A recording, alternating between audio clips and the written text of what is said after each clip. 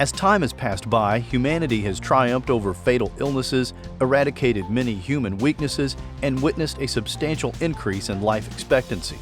This is undoubtedly promising news for all of us. However, technology continues to advance.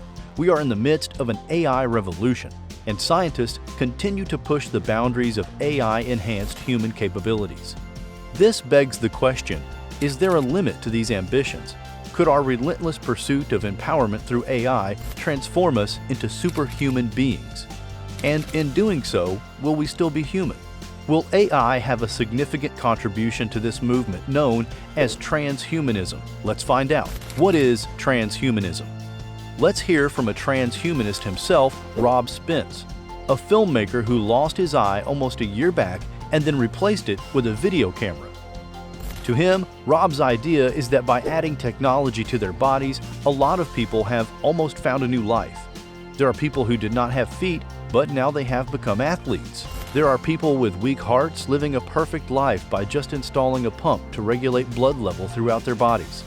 Rob Spence's experience with transhumanism is just the stepping stone for something very big to come.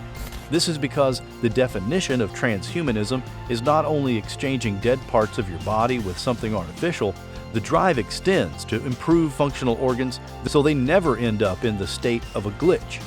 But do we actually need all of it? And is everything as good as it sounds, or are there some hidden agendas? Let us first evaluate the needs. Humanity is in urgent need of an enhancement.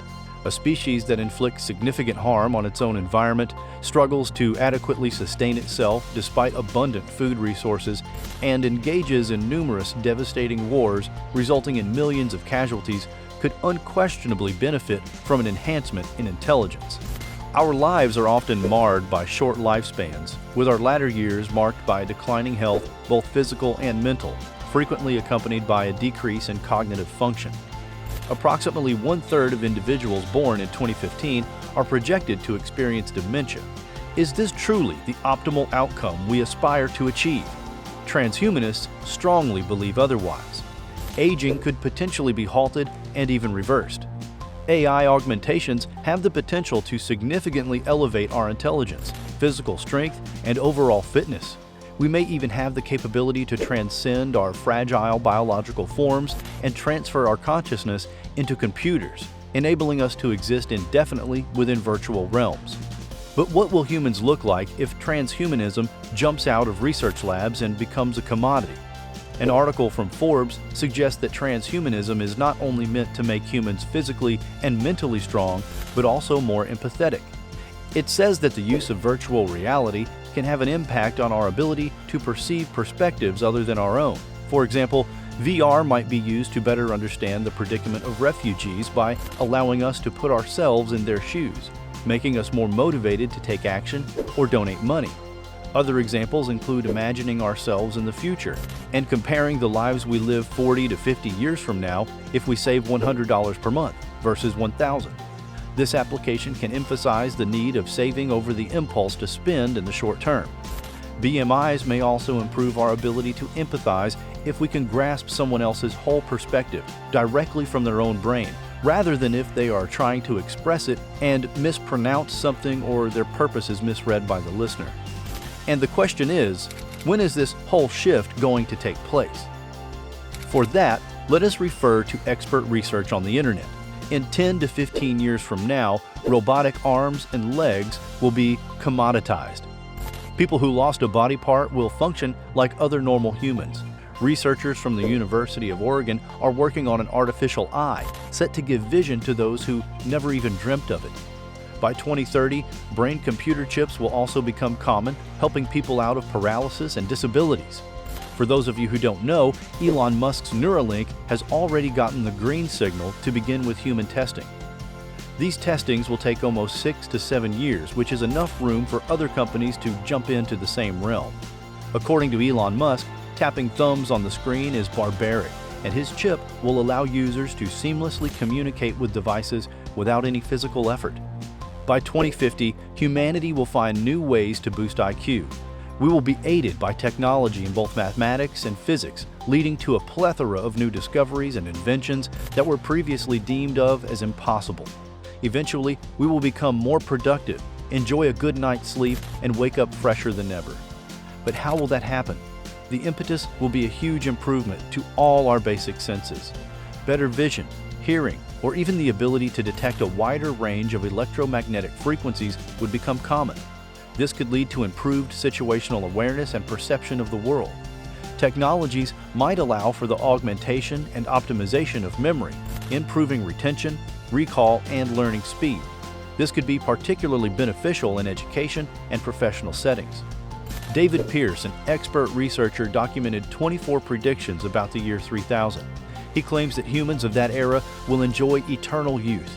He adds that humans will keep familiar aspects of thinking, wanting, and feeling, but these experiences will be much richer than our normal logical and linguistic thoughts. By the year 3000, according to Pierce, humanity will also discover new types of mental experiences through modifying genes and experimenting with drugs.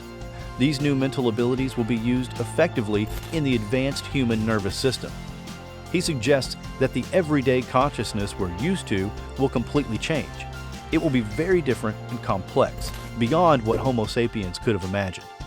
Thanks to genetic editing, people will be able to experience states of minds that are far from the usual human experience, even more intense than the wildest hallucinations induced by DMT.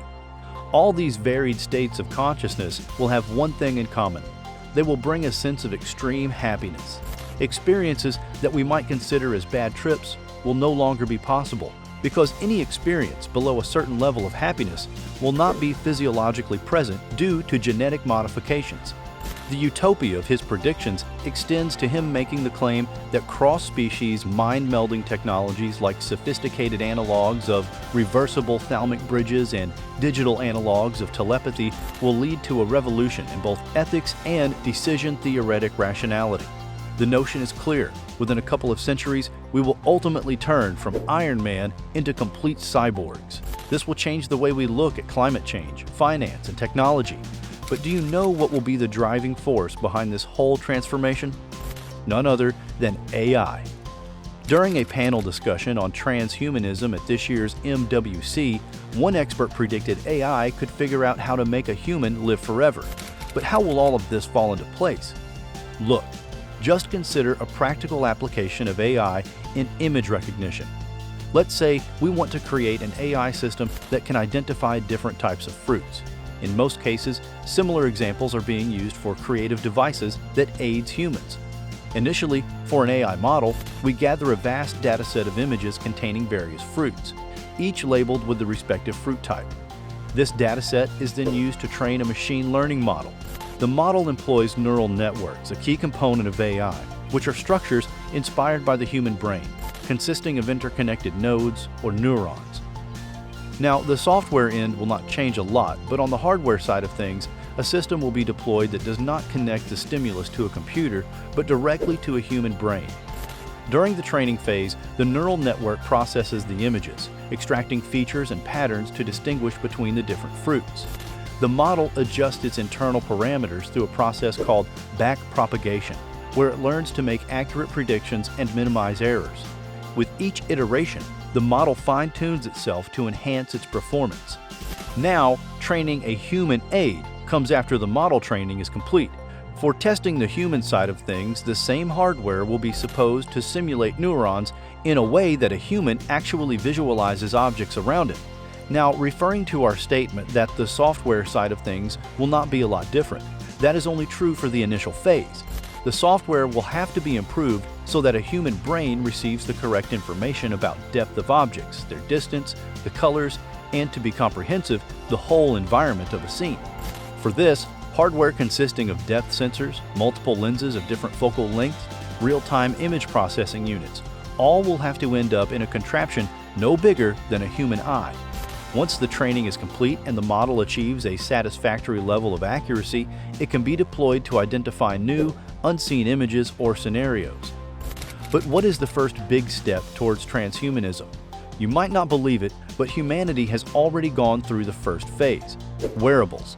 A lot of experts project that the future of wearable technology will be more individualized, data-driven, and analytics-intensive, with AI and machine learning used to create tailored experiences. After all, according to an annual survey, wearables are the #1 fitness trend since 2019, and the trend is set to continue. This is part of a larger push by technology industry into healthcare markets. While firms like General Electric, Philips, and Siemens already have a strong presence in the field, we are increasingly seeing Amazon, Apple, Facebook, Google, Microsoft, and even Uber mentioned in the context of healthcare. It will not be wrong to say that after foraying into areas such as finance and media, internet titans are now eyeing the lucrative health industry.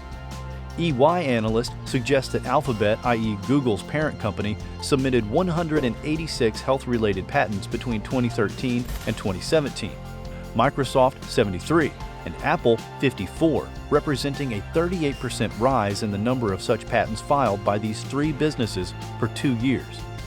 EY stated that such competition presents a new challenge to pharma, arguing that health businesses can capitalize on the data they collect to offer digital solutions that help patients with their health in the same way that Airbnb helps tourists with affordable lodgings. To summarize this discussion, we are currently researching and prepping prototypes, and the technology will take its due time to commoditize. But one thing is for sure, that the race has already begun. Subscribe to AI Symbiosis for more news from the world of technology. Many of the best videos we have created for you are on your screens. Click now and we will catch you there in a second.